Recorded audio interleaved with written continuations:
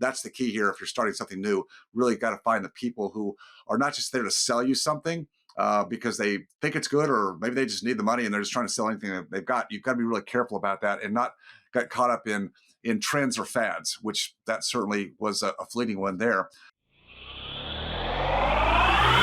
Hey, welcome back to Passive Income Pilots, everyone. I'm Tait Duryea here with Ryan Gibson. What's up, Ryan?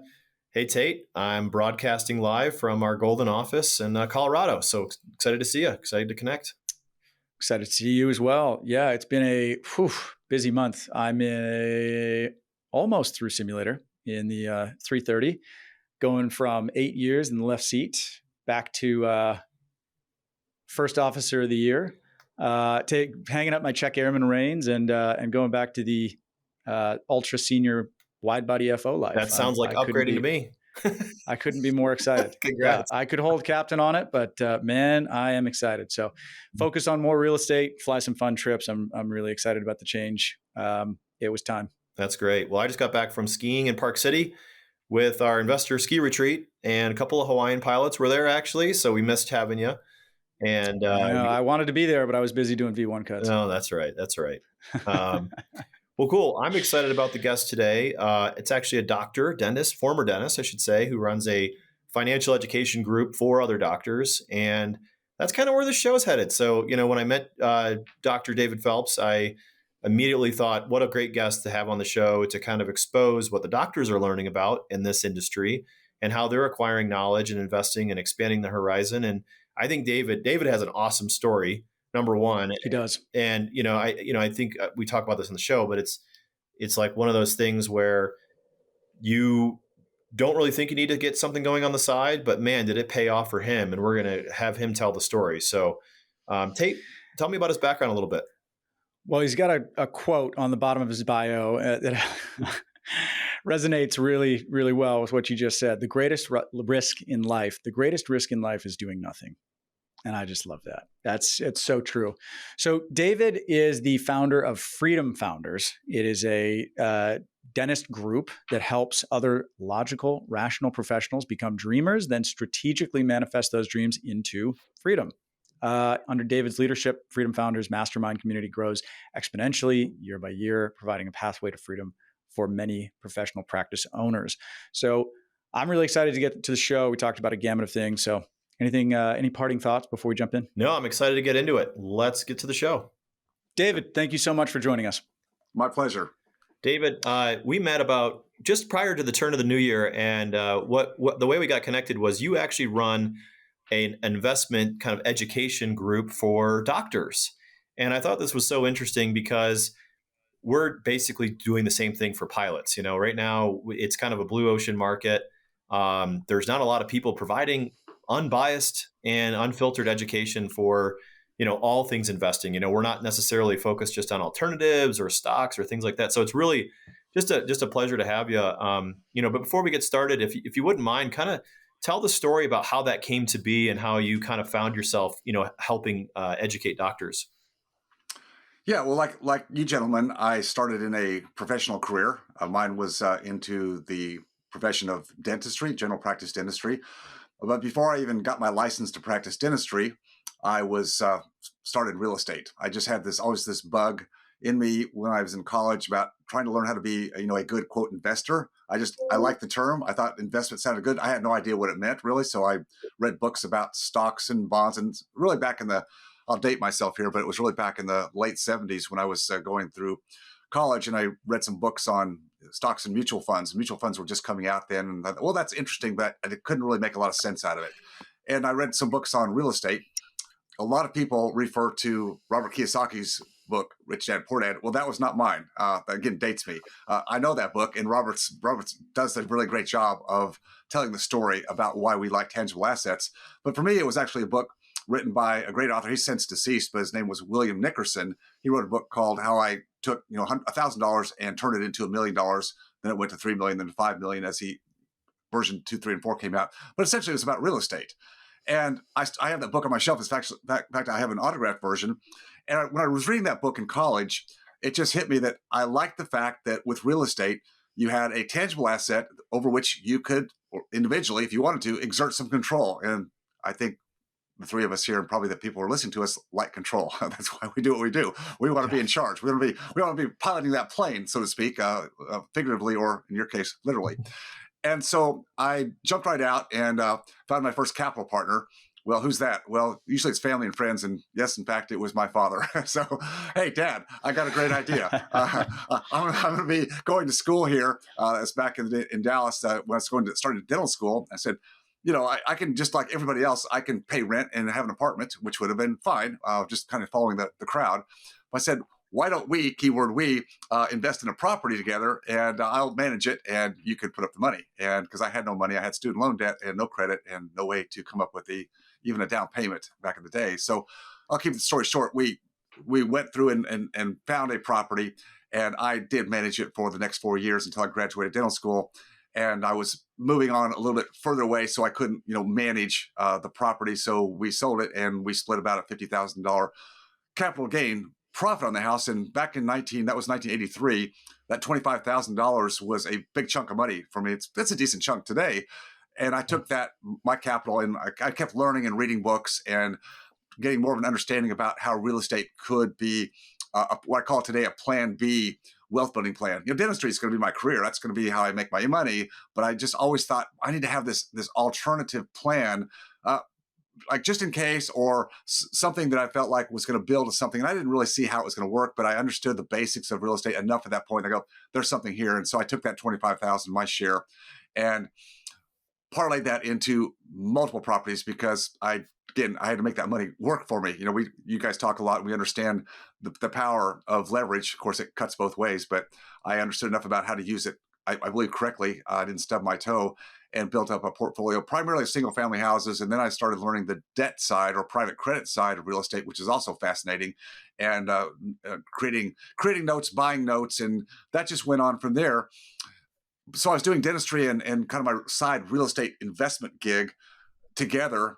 And I did not enjoy becoming a father until I was about 36. My wife and I got married when I was right out of dental school, but she had a career that she wanted to go into, becoming an estate and tax attorney. Not attorney, excuse me, CPA. And I was, building my dental practice. And so we actually did combine forces and did some real estate together, which is kind of cool. So we decided not to start a family until we kind of got settled. And our daughter was born then 2.5 years later, she's diagnosed with high-risk leukemia. And that just turned everything upside down for our little family at that point. Just you don't know what hits you at that point because you don't have any training for dealing with that kind of thing. Our daughter got through it, which was the main focus, but our marriage unfortunately didn't make it. And that's just a no-fault situation. Anybody who's gone through any kind of a hard, devastating personal health, financial, whatever crisis probably can relate because it's just tough. You don't know what hits you. But the good news is our daughter survived and we co-parented her. She's now 30, going on 32 years old. So this is a 30-year story at this point. I went on and, got back on my feet because going through a divorce settlement and then the emotions of all that, it's pretty tough. But I knew enough about what I was doing with real estate. And the key thing, and I think we brought it up here at the very beginning of the show, Ryan, you and I didn't meet just because we were on the internet searching for like cool guys to talk about real estate. We met through a mutual friend. Our network, it's huge in business or alternative investments because the inefficiencies of the market allow for inside information, right? We can have that in there. And so where do you get inside information?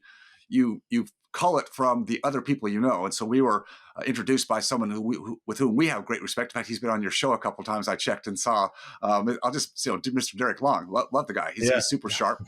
So we connected with Derek, and okay, I'm spinning out here a little bit. It's going back to network. So the key thing I knew was I had a network that I built up over the years in real estate. So repeating my game plan to kind of pile up assets and snowball down the debt.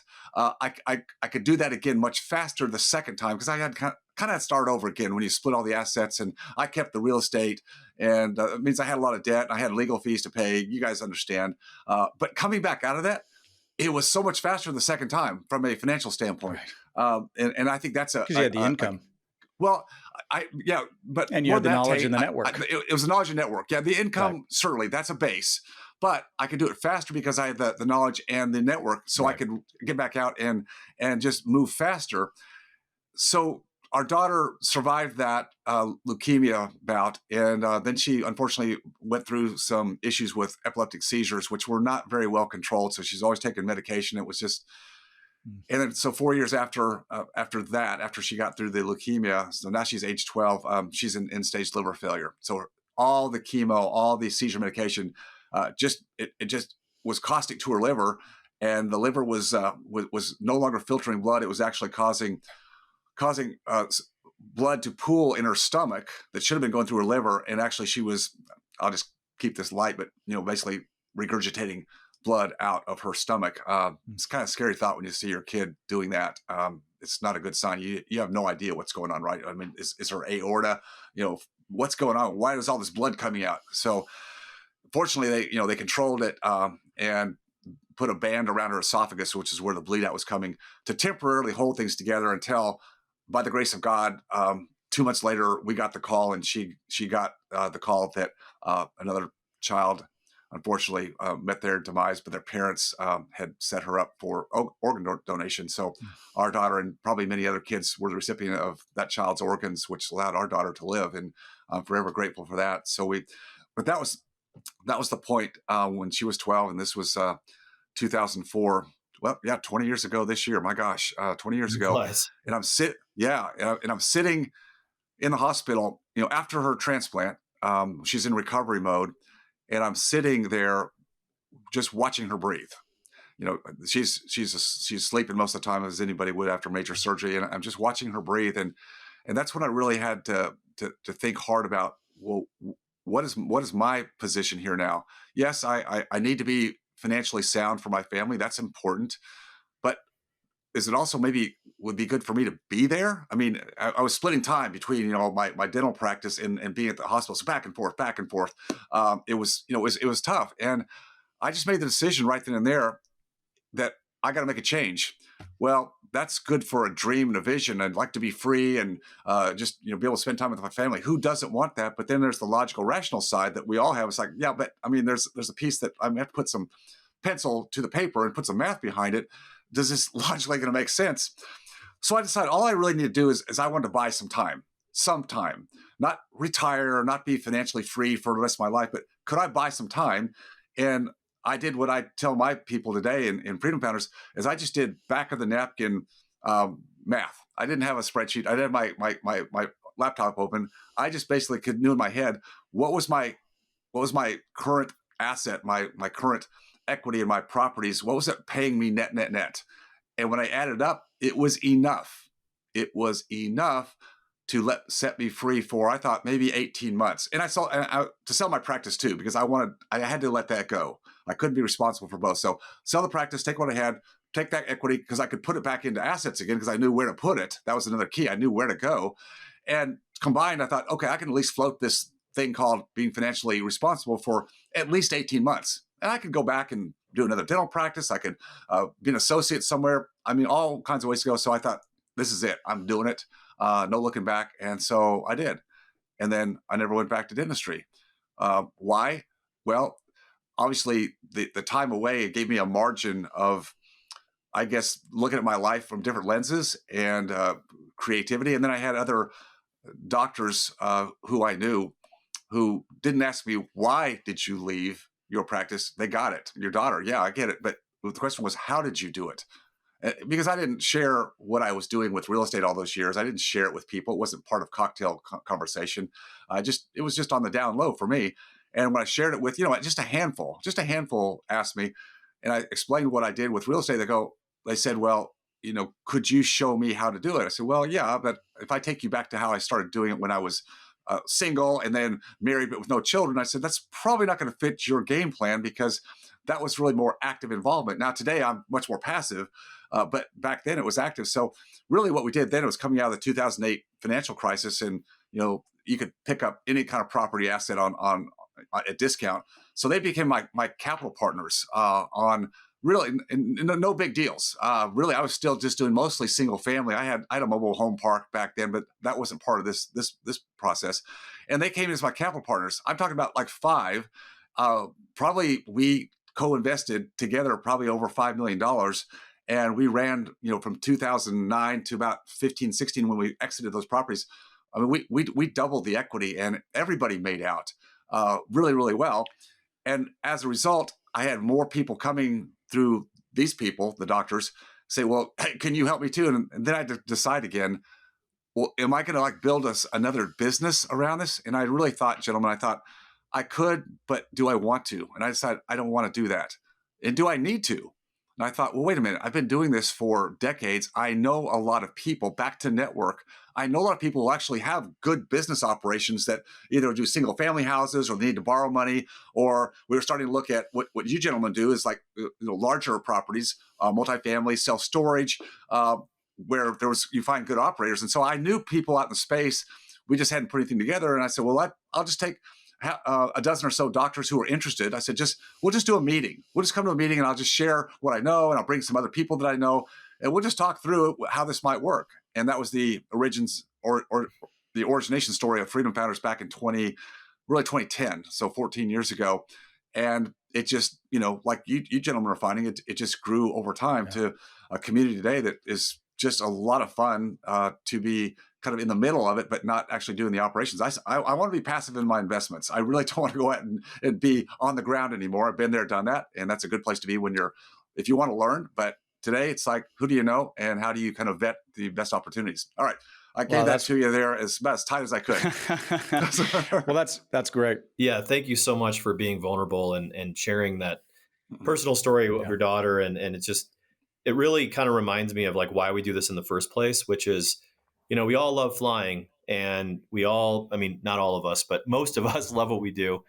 It's a great career. It's a great profession, but you just never know when lightning is going to strike and you're going to have this situation in your life and you're going to say to yourself, I'm really glad I had this other thing going on that is going to give me the opportunity to get some breathing room and live with this situation that I'm in. Right. And I think that's what this is all about. This isn't necessarily the way to 50K at a time, your way out of a job, right? Or to quit your aviation career that you've spent 25 years or 20 years in. This is really just a skill that you're teaching people that they can then take control of their investments. And I think that's what is driving us. So, shouting from the mountaintops, this podcast and, more things that we're going to roll out later this year is just these types of things in your story. And, it's unfortunate, you go back to episode, I think the intro episode in this, Tait and I come out and we say, listen, this does not exist for the pilot and the flying community. And so we are that source. And, the doctor community has this, right? They have Freedom Founders, and they have a place to go to where they can learn about financial education as it applies to their business practice, their practices. It applies to their alternative investments, and it kind of gives a whole strategy.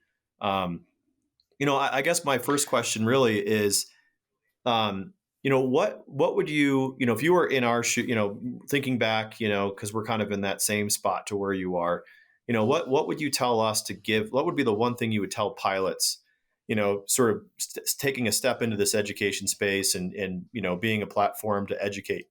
What are been some of your biggest takeaways that doctors didn't know, that are high income earners, that maybe, they need to know, and kind of saying it more to the flying community at large?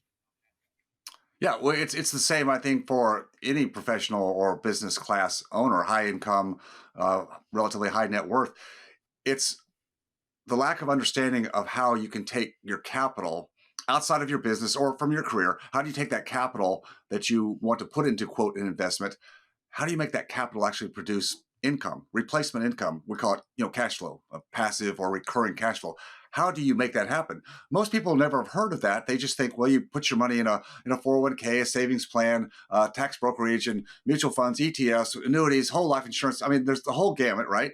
But they're taught to accumulate as much as they can through these platforms, and then when you're ready to, quote, retire, then you look at, well, how much do I have here? What's the mountain look like? And how long can I make it last when I have to deplete it over the years? Because really generating cash flow is not what you do in the financial markets. Usually you move from, equities, higher risk to lower risk on the capital stack to bonds or CDs or money markets, which are paying more today, but still probably not enough to keep up with inflation. So it's a depletion model. And many of our doctors who have come to us and have had some form of financial advisor, and I'm not here to demean financial advisors at all. Look, I think there's certainly a place for advisors in different respects, but most of them do not understand what we do in the tangible side. They understand what they do in the financial markets, but they don't understand the same concept of, well, how do you take capital and actually put it in a platform, a base, an asset class that has predictability, some level of certainty, certainly more stability, and produces recurring income when you're ready to generate that recurring income. Now, if you're not ready to generate that, you can go into growth models when growth is appropriate, or you can do both. You can do a hybrid. You guys talk about that. There's different ways to place your money, but just a tangible asset. Most people understand intellectually that real estate has always provided a stronghold for creating and maintaining wealth over time. But most that are busy, where do you start? How do you do it? You go out there and you get in the craze of the recent, short-term rental Airbnb stuff that people were like there during COVID going, hey, I've got this extra money. Let's go hit a home run over here. And they're, many of them didn't know how to buy right. So now they're stuck with high, leverage, or just let's go flip some houses because, our local real estate guys, they're just making money hand over fist. And they go out and get tripped up, and then they go, oh, I can't do that. So my dream's over, and I'll just have to go back to being a slave to trading time for dollars and hope my 401k will get me there someday. So David, I think that's spot on. When people come to me and they say, hey, I've got $40, $50, $60,000, what should I do with it? And if they don't have any experience, I typically say, don't do anything with it. Invest in yourself, learn, go to some conferences, listen to this podcast, listen to other people's podcasts, buy some books, because you can get infected with shiny object syndrome so easily in the real estate world. Let's go flip a house. Let's go buy this Airbnb. Ooh, mobile home parks look fun. You need to understand the landscape, because the landscape is huge. And so understand the fundamentals, understand how can I participate in all these different ways? And then how do I want to participate intelligently? And that's where network comes in. I love that you've created this network for doctors. To be frank, the genesis of my company was looking at folks like you at real estate conferences and thinking, why doesn't this exist for pilots? So Turbine Capital was born as a mirror image of what had already been built for the physician community. And as a follow-on, Ryan and I starting this podcast as an education platform, being, the megaphone of, hey, the community at large that Ryan and I are lucky to be connected with, to share those relationships and this knowledge base with aviators. So that's sort of why we're here, and I love it. Before we jump into the next topic at hand, I want to go back to something you said, because I ran some calculations. You said that you sold that. What was it? A duplex with your father back in 1983, right? Single family. Single family. Okay. Yep. So you made $25,000 on that. I ran it through the Bureau of Labor and Statistics inflation calculator, which I love. I'll drop the link to this thing in the show notes. It's a .gov website. This isn't some private company that does this. This is straight from the government. And if you had $25,000 in 1983, that has the equivalent buying power today of $78,400. So to give you an idea of what that did, and then what I think is more interesting is if you run the opposite calculation, if you'd have taken that $25,000 and stuffed it in your mattress, it would be worth $8,400 today. So that's the power of the erosion, really the negative power of inflation on your savings. And this is why savers get burned. This is the whole thing Robert Kiyosaki talks about, right? So this is why we love real estate, is because it's an insulator to inflation. It increases in value and protects you from inflation versus holding in cash. But anyway, we can get into all that stuff. What has been the best part of creating this network for dentists, physicians? Tell us more about Freedom Founders and the best parts of it, and why you've triple down on it by leaving your practice and only focusing on Freedom Founders? I didn't really have a vision for what it is today at all. I originally, as I said, back when I was just taking what I thought was going to be some time off to really focus on my daughter and be there for her, whether she was in the hospital recovering or she was well. I wanted to be there, right? Because I just didn't know if there's going to be more chances. So that was my number one focus. But in amongst that, I had time to think and chance to help a few of these other docs. And really what it was for me is I got to see how it was changing the way they thought, their mindset, which I think is the nexus for everything we do in life. We grow up believing certain things to be true, whether they are or not, and many times they're not. It's just what's been transported to us either through parents or generations of well-meaning people, teachers, community leaders. Everybody has their thought process about what's the right way to go through life and go to school and XYZ, right? And there's so much that's not correct there that what I loved is just seeing how some of the docs, as they started to see how the power of the compound effect of so many of the benefits that we and you teach your pilots and others about real estate is the light bulb start going on. Just like they did for me back in the late 70s when I was reading the books. It's just and I know you guys talked about it on your intro podcast. Is we didn't take any classes in school about entrepreneurialism because there wasn't any back when I was in school. There wasn't. I guess there were some classes on home building, but there wasn't anything about the financialization of tangible assets like real estate. And I didn't take any classes in economics or finance. I just had to learn the stuff, and I was showing my group the other day. I had it sitting here somewhere. Oh yeah, I was showing my tribe the other day because they wanted to kind of see what I was doing when I was back doing my on the street. And I pulled up my HP 12C, a classic, I said, this is what I learned off of. I said I was enamored by running numbers and seeing what I could do because I was never a guy that really enjoyed or was good at, the value add or flipping properties. I think I flipped one property in my whole investing career. And it worked out okay, but it's like, it was a lot of work, and of course I wasn't scaled up to do it, right? I wasn't scaled to do it. So it's one thing if you're scaled, but I thought, well, I'll do it. And I realized, no. Work out the financing. I can always put my money to work with somebody who is a really good operator and figure that piece out. So again, I'm kind of going around in a circle here a little bit, but coming back to your point of what do I enjoy? It's really the transformation of other people's lives. And it's not just the singular member of the household. In this case, of course, pilots and dentists are males and females today. You can have two breadwinners in a family. That's often the case. But seeing them come together as couples and getting on the same page about their financial future in a vision that actually they can start to see how it's going to play out. Not just to keep our fingers crossed that the financial advisor says, just keep plugging away at this. And we think we can get you there. What's there? Well, we don't really know. Maybe just keep doing it until you're burned out or you can't go any longer. And most of them go, well, that's not really what I had in mind here for my career. I'd like to have options to where if I enjoy what I do, maybe I can, cut down the hours, or I bring in our case, we can bring in associate doctors or even partners. But scary to do that because again, we're giving up control, right? We don't want to give up that control. But when we have a financial plan outside of our primary income generator, our profession, then we can do other things that we otherwise be afraid to do. And that's the game changer that I see for so many.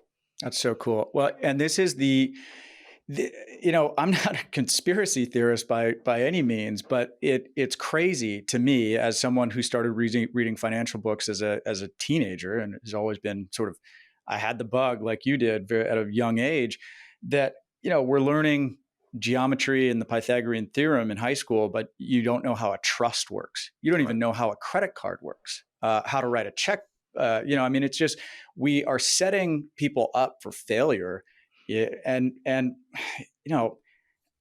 I just don't know of how to fix that other than people who take the initiative and take it upon themselves to learn it through channels like this. So amen to that, and bravo to you for creating that platform. And we're excited to have you here today. I want to shift gears because you are someone who's very connected to real estate, the financial markets, what's going on. I want to ask you, because I think you will have a deep well of knowledge, what's happening in the market today? What's happening with interest rates and residential real estate and commercial real estate? Because our listeners who are starting to follow along in terms of what's happening in the world, a lot of them, if they're just jumping in, are maybe a little unnerved with where the economy is going and where interest rates are going. So can you give some context and just lay out the landscape for us? Well, we go through different periods of cycles in the economy. These have been measured and really recorded over, several centuries. And there's really two sets of cycles. There's what I would call the longer secular cycle, which are typically somewhere around 40-ish years, give or take. That's a range. And then we have within these longer periods of time, the secular cycles, we have what we call just the business or market cycle. That's what most people can relate to, because the business or market cycle generally over history, the last 100 plus years, turns about every 6 to 8 years. That's just on average. And so people understand that the last major one we had was the 2008 Great Financial Crisis. And then coming out of that, for a lot of reasons that we understand, but it's a digital expansion of credit, or people call it printing of money, where the Federal Reserve has been coming in for decades and, quote, saving the day. And we get away with that because we're the reserve currency of the world, at least for now. So what happens is we go through these cycles, you call them boom bust, right? And the last time we felt a little bit of the bust was during COVID, the spring, and everybody remembers, the steep drop in the financial markets, and it's like everything's fallen apart. And then once again, the Fed came to the rescue with not just a few bucks, but I think it's like about 9 trillion. Just play money, of course, right? So we go through these cycles, but the secular cycle, I think, is also important to understand within these business cycles. And that's where we went. When I really started in real estate was 1980. It was the peak of interest rates for really over many years, many decades in history. The federal funds rate is increased by then Federal Chairman Paul Volcker, because what was happening? Well, inflation had been running hot and heavy in the 70s. It peaked, and then they dropped it back down, and then it peaked again. And you hear a lot of people that get involved in the economic cycle relating, is Jerome Powell, is he a Paul Volcker, or is he an Arthur Burns? Arthur Burns, the one that let the hat out, and Volcker came in to smash it. And smash it he did, taking interest rates, the federal funds rate, up to 20%. And we had back-to-back recessions. Perfect timing for me to jump into the real estate market. But actually it was because stuff was on sale. No one could buy. So we got a good deal. But back-to-back recessions. And then since then, we've had the declining interest rates from 1980 at the peak all the way down to the bottom, which is virtually exactly 40 years, just by coincidence, in the summer of 2020. And now we've had the inflection back up. Now, I'm not here to predict that it's going to go back to 20%. I don't think that's what we look at. We look at the relative change and the rate of change we've had in the last, it's coming on 2 years. It was 2022 March when Powell finally said, we're going to start raising interest rates because this inflation thing is getting out of hand. And so we had the run up until the pause in December. All right, so that's the backdrop. So what would I say to investors who are like, yeah, I always wanted to do this real estate thing, but man, I'm my ears to the ground, and I'm hearing like commercial real estate's in trouble. And a lot of real estate, commercial real estate, particularly housing to a lesser extent, but commercial is in not a, well, some asset classes you could say are free fall, like office, for reasons including COVID and the work from home that occurred. But other asset classes you tear down, some are in trouble. And what I tell people is that this is normal. This is a cycle. Then they say, well, then what do I do? So I just sit back and wait for the fallout? Go, well, no, if you're connected to good people, there are people that are not just financial arbitrage people, but they're actual people who are operators, operators who know what they're doing, actually have operations and have, appropriate amounts of debt and fixed debt, not variable rate debt, can get through these. Because I did it with my own portfolio. You're back, in several of the down cycles, as long as you have good operations and an asset class that has generally speaking, a long duration need. Let's just say roof over head. That usually fits. In the case of self-storage, we're all hoarders. So who wants to give up their stuff? I mean, that's the last thing we're going to do is like give up our stuff because that's really important. I know mine is. I Life don't know about events. yours, but Life events. my stuff's really important. So I'm not going to give that up, right? So that's what you have to. I think we have to tell people is it's where you invest, how you do it. Are you going to be, direct, hands-on? Most of our people, your pilots and my docs don't want to be hands-on. Okay. Next level is, all right, well, then who do you know, or who do you know who knows somebody? What does that look like? Well, then you got to start digging deeper, right, gentlemen? We have to say, well, what's the track record? What's the culture? Who's behind the curtains of some operation, whatever asset class is? And then another part that we really, really are looking at harder now that we really didn't so much in the past because it's just where we are today. But what are the financial components? I don't mean just the pro forma and the leverage of whatever the fund or syndication is doing, but what is the financial competency or best practices of the actual fund manager or the syndicator, irrespective of the actual investment that they're going to put my money into? Do they actually run a good team of people who actually know what their numbers are? I know we both know that there's well-meaning people out there don't intentionally mean to mess it up. But if you don't know your numbers, the game's over now. The game's over, and now, as Warren Buffett would say, you find out who's been swimming naked as this tide goes out. Yeah, and you really kind of hit on where to put money today. Self-storage, roof over your head, fixed rate debt, anything that has like solid fundamentals. Can you expand on that? Where should I be putting my money today based on this market cycle that we're in? So what I tell a lot of my docs, and again, I'm not a financial advisor, and I'm not playing one here today at all. Okay, just so we're clear. We have a disclaimer so I'm just giving you in the show notes. So perfect. Yeah, come to me to talk about teeth whitening, and I'll do that all day long. I'm still licensed and incredible. Actually, you'd like to somebody help with that? Okay, later after the show. So we talk about the capital stack. I know you gentlemen understand that. For people who are listening, going, well, what is he talking about? It's the layering of how transactions are put together. Whether it happens on Wall Street, it happens in real estate. But there's basically two aspects to the capital stack. There's what we call equity, and that's what typically people think about when you invest in real estate. It's I want to own something or own a part of something because that's where you get the potential value add, the uptick in valuation. That's where you certainly get tax benefits. You get the increase in cash flows as in an inflationary marketplace. Those are what we usually think about with real estate. That's the sexy part of real estate. Okay, but when we go through a market cycle change, maybe that's not so sexy for a time. So I tell people, well, what's the debt side? Now people think, well, debt, David, I don't want debt. No, I'm talking about debt as a liability. When you borrow money from the bank, that's a debt to us, but it's an asset to the bank. Well, we can be or participate like a bank if we care to in the debt part of the capital stack. And I know you guys offer, a debt component to your fund. I tell people that equity investing, the ownership piece, is more about the story. It's the story. There's no real guarantees. It's like we think this will happen. We think if this and this happens, that we can project that we'll get these returns, but it's a story. The debt side is contractual, meaning that you're gonna get some kind of a paper promissory note aspect that says this is what we're going to pay. It's like a bond. It's a bond, right? It's essentially a bond, and you're not going to get the uptick like you would in an inflationary environment where you have the big value added. You can't get the leverage like you would if you're using proper leverage, and the tax benefits unless you're doing a retirement account, which is a good place for this. But I say there's a time when you take really only what the market gives you. Don't try to force the market to give you something the market can't give you right now. You've got to be patient and ride through it wherever you think your best allocations are, and just know that the market's going to turn again, and there will be a time to maybe flip from more of the debt side of the capital stack back into equities. I have allocations in both sides, no question about it, and as long as I'm with good operators on the equity side, I have no fear. I'm good. But right today, I've got to look really hard at who's bringing equity to the table.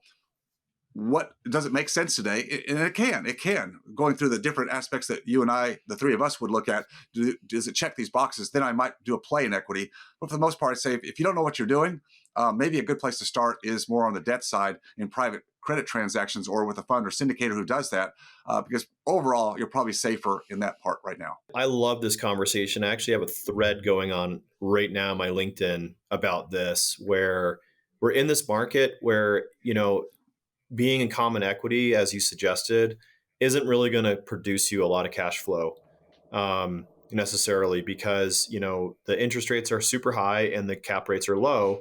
And the reality is, this negative leverage environment that we're in, real estate's held its value really well, which is a great thing for a real estate investor. But interest rates have exceeding, cap rates is creating this is a longer conversation, but it's basically making it very difficult to cash flow, because now you need a bigger down payment on a property and at a higher interest rate. And now you have more equity to spread that cash on cash return to. And so I think it's well taken, in the capital stack, when you say, hey, equity and debt, you can be a lender, you can be an owner essentially. And the owner goes along with the story of the deal and the debt is contractual. I love that. Um, it's important right now, because if you really, you gotta think about, whenever I ask that question, where should I put my money? It's like, well, what do you really want? Do you want a guaranteed cash flow? Nothing's guaranteed, but the closest thing contractually to it. Or do you want more upside potential? And I like to think of like a barbell strategy, where you have some debt that's producing you income and cash flow, and you have some equity that, hey, if the deal hits it out of the park, or maybe we are in a discounted environment, we won't really know until hindsight, right? We might be at the bottom, we might be not even close to the bottom right now, right? So you're kind of taking that risk, for hopes of future upside. But the debt side, I think, is a great strategy if you want to replace income, almost immediately with what you invest into the deal. So, Tait, I know you wanted to jump in, so go ahead, Tait. I do. So I've got a couple things that I want to touch on here. First, I love that analogy that the equity is you're the owner, the debt piece is contractual. So I want to further explain that for the listeners. So if you're buying a house, just for someone who might not be quite following along here or wants to really flesh out the concept here, if you're buying a house and you're thinking of the down payment, right? You're putting 20% down, you're buying $1 million house, you need $200,000 down. Well, the bank is providing a loan for the other $800,000. And you, over time, are chipping away at that loan, and you own more and more of that real estate. Now, if that house goes up to $1.3 million in value, you own all of that $300,000 of equity appreciation, right? The bank doesn't magically own some of that long-term appreciation, right? That all belongs to you.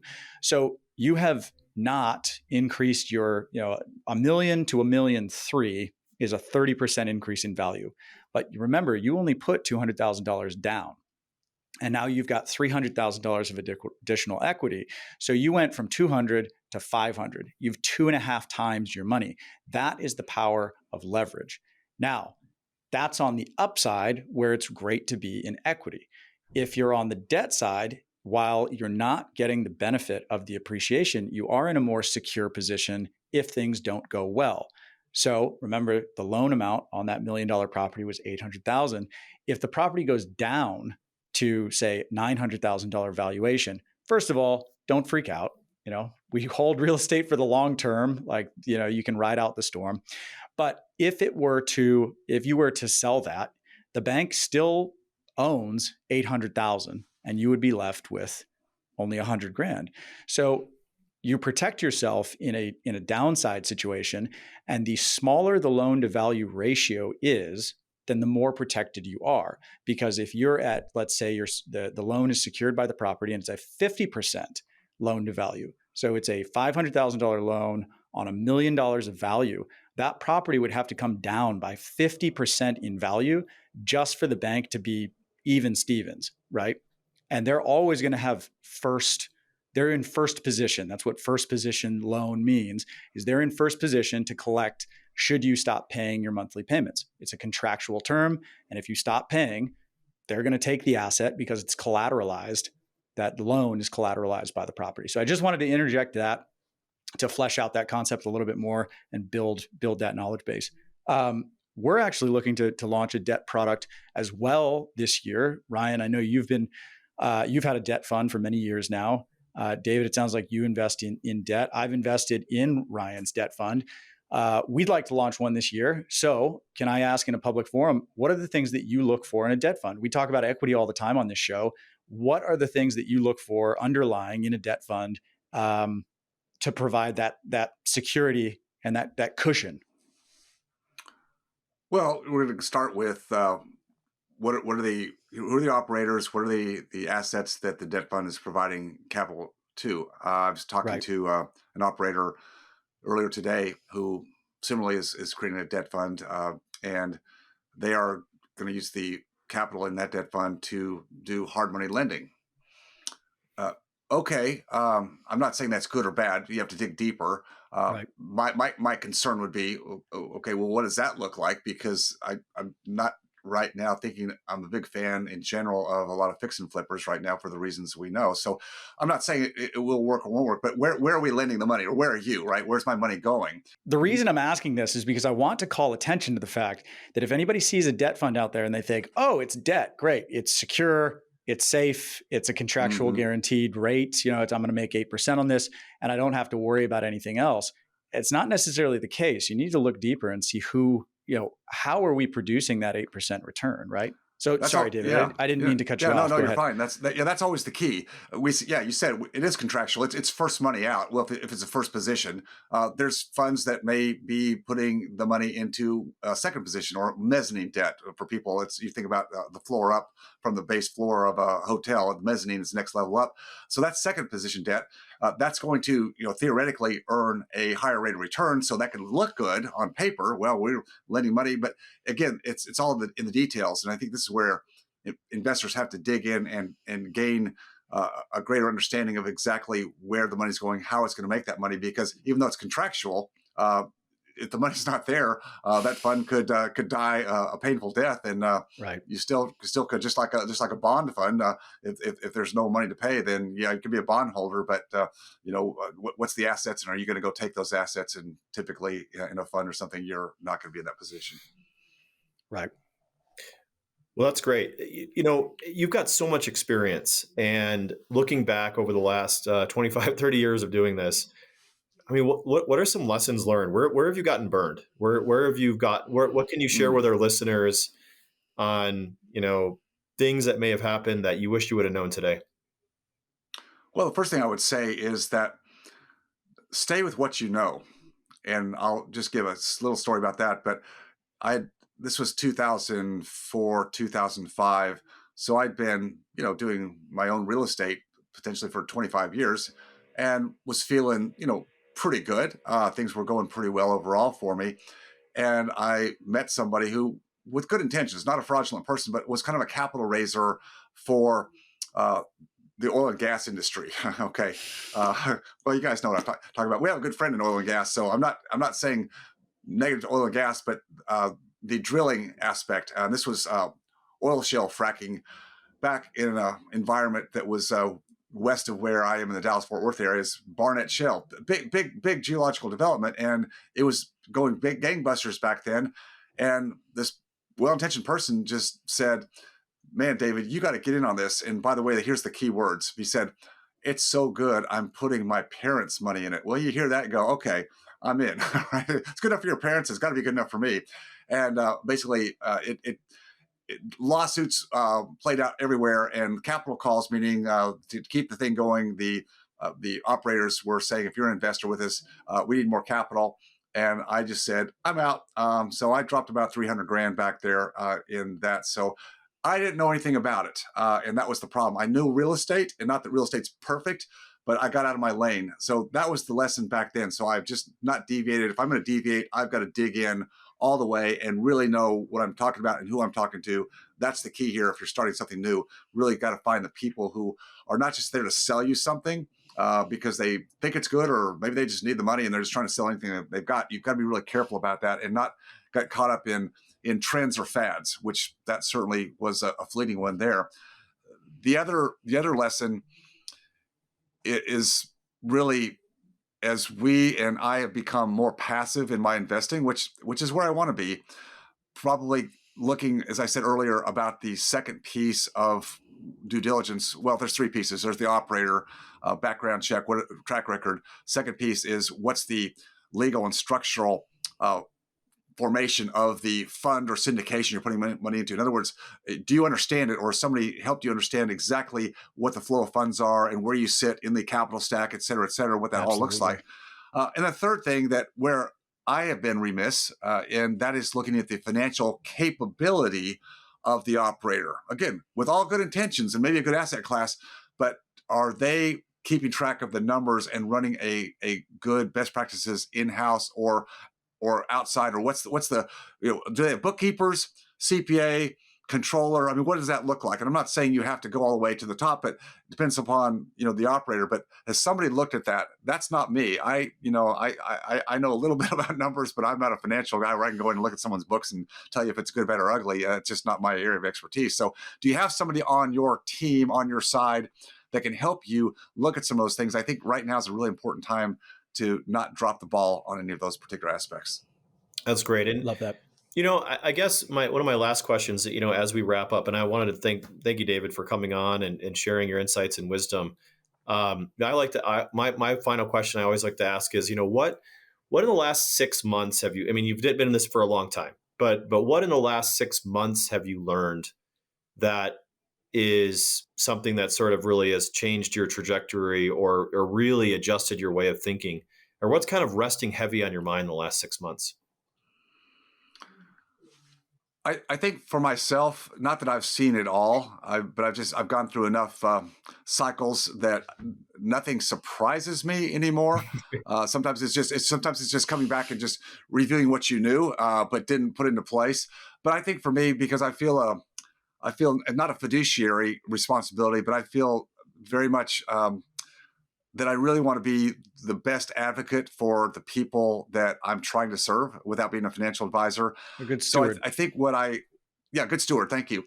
And so what I try to do is be very, very upfront about what I see and try to reduce the exuberance and euphoria that we've all seen in the last few years, and just try to reduce the expectations.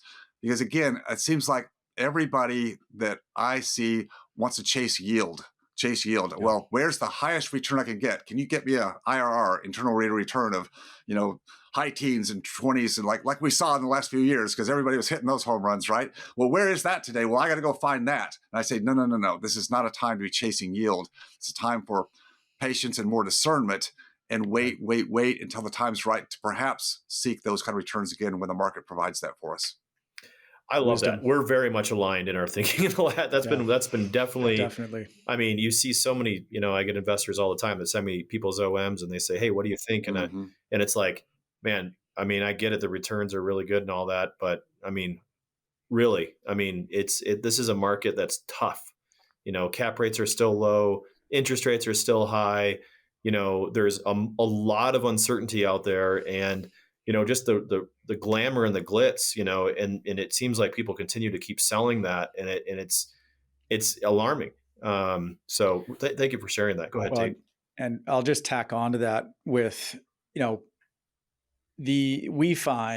have always found, including myself in my earlier years, that retail investors are typically very poor at identifying and accounting for risk. The returns are just a projection, and they're projections that are based on specific set of assumptions. And those assumptions have to become true in order for those projections to become true. And so what we always talk about is risk-adjusted returns. It's like, how much risk do you have to take in order to get X amount of return?